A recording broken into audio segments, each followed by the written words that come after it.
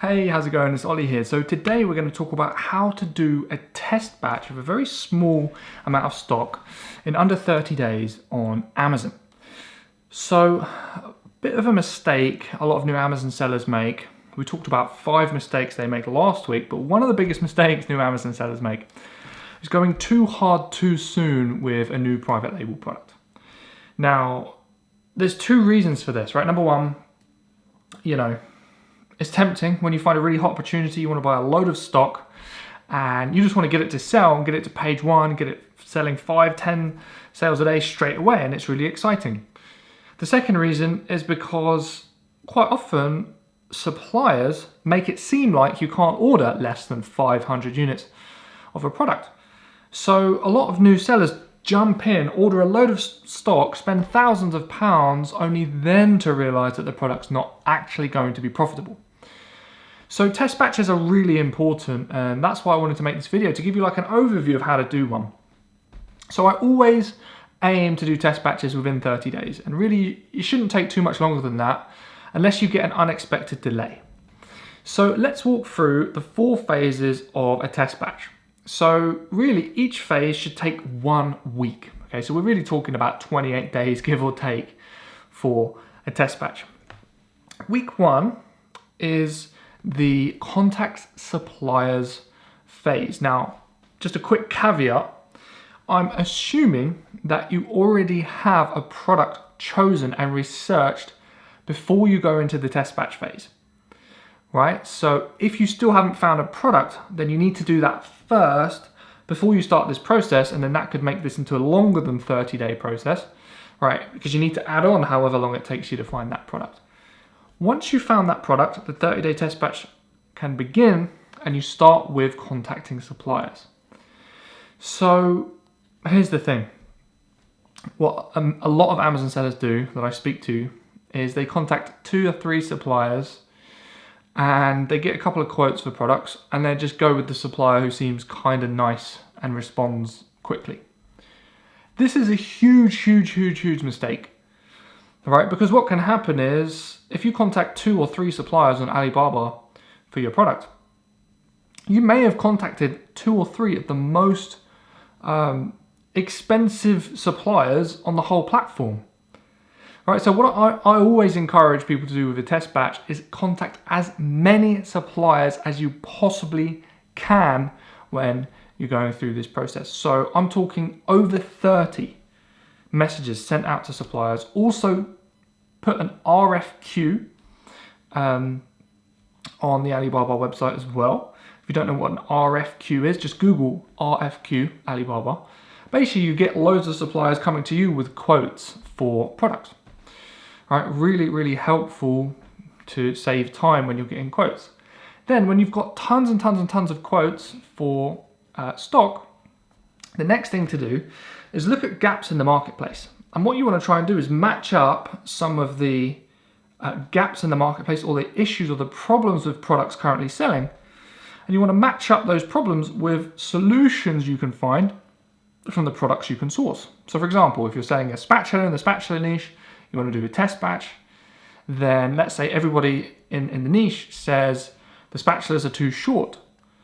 You might find a supplier who sells an extra long spatula, and therefore you have matched the problem, which is the short spatula, with the solution, which is the extra long spatula, put them together, and that's how you add value to the marketplace. All right? So send out your quotes, try and add value to the marketplace, and try and fix problems in the niche. That's what we're doing in week 1. Moving on to week 2. So now you've sent a load of messages to suppliers, you know what problem you're going to try and solve, or you've got a selection of problems. Week 2 is about ordering your product. So we want to do this really quick, in literally the second week. So you've got loads of quotes now, and you've got loads of potential problems in the marketplace, gaps you can fill. A great thing to do, rather than just ordering 1 batch of stock, is to order multiple. In fact, I get my clients to order 3 different test batches for 1 product when they place an order. And what this does is this gets you to test 3 different angles and have the highest chance of getting a product to sell. So for example, in the spatula niche, this could be Angle one could be the extra long spatula. Angle 2 could be maybe a thicker spatula. Angle 3 could be a wooden spatula, right? For example. Now, rather than just having one chance of your product selling, you have 3 chances and you can see which one sells the best. And obviously the one that sells the best, you'll probably order more of that product. Or if they all do well, you could order more of all 3. All right? So that's what we're going to aim to do in week 2 when we place the order. So really it's a case of communicating with suppliers, seeing which suppliers will give you low minimum order quantities and placing the order. Now, a couple of things to remember in week 2 is that you're probably not going to get customization on any of the products with the test batch. You just got to order the product as is. But one way you can add value to the marketplace is by bundling. So you could take a product, say a spatula, and you could bundle it with a slotted spoon and maybe another kitchen utensil. And that could be your bundle. And that's how you're going to make your product stand out and add value to the marketplace. So while you can't modify products, you can bundle and order multiple products for each angle. So let's say you've placed your order. Now, I always recommend going with express shipping because you can literally get products from China to the UK in about a week, which means you'll be ready for week 3. So week 3 is where you've got your stock down from China. You want to create your listing and send it into your Amazon account, right? So this involves getting photos of the product. I recommend using an iPhone to do those for your test batch. And even when you have more stock, iPhone photos could be brilliant. It's more about how you edit the photos than anything else. Create a great title, great bullets, and great description for your listing. When you have your stock, send it into Amazon, wait for it to go live. All right, this can take a while. Sometimes it takes a week, sometimes it takes a bit longer, sometimes it's shorter.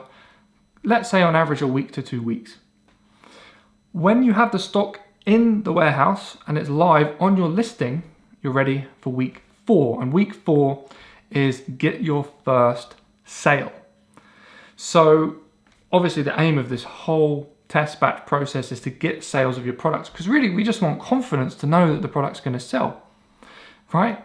So when your product goes live for sale, here's what you want to do. Run some PPC advertising or sponsored advertising on Amazon to get some traffic to your listing, or in other words, get some eyeballs on your listing, get people clicking on your listing, so we can see how well it will sell. And generally, this is the point where a lot of people ask me, okay, Ollie, so how much should I charge for my product, right? Because they're seeing lots of other sellers of all different prices. It all seems a little bit random. They're saying, where should I position my product? Should I charge loads for it, or should I just make it really, really cheap? And the answer is, well, in the beginning, when you have a test batch, nobody knows your brand, you don't have any reviews, you haven't really modified the product yet or put a logo on it or anything like that, you haven't got super nice packaging, it's kind of tricky to make sales right in the beginning, especially if you're trying to charge a lot. So what I always recommend is start off at the lower end of the marketplace, right? Put the price relatively low, run an automatic advertising campaign, which is where Amazon manage all of the advertising for you. So it's very simple. You can start small with maybe £5 or £10 a day in advertising spend. Then, as you start to get sales at your cheap price, gradually increase the price. And really what we want to do is see how much we can charge in the marketplace for each angle. So you've got angle 1, angle 2, angle 3. Keep increasing the price, and really you should increase the price once you get a few sales, right? So put it cheap, get a few sales, increase again, get a few sales, increase again, get a few sales. And then we'll hit a ceiling where the customers just won't pay any more for your product.